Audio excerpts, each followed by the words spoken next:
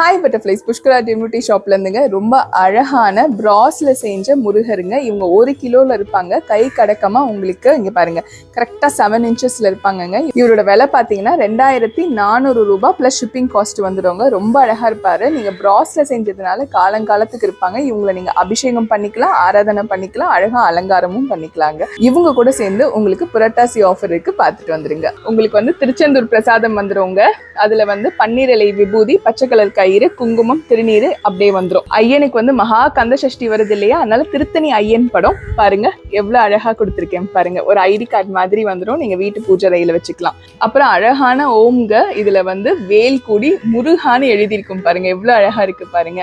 அது கூட எப்பவுமே போல ஒரு குட்டி வேல் உங்களுக்கு வந்துடும்.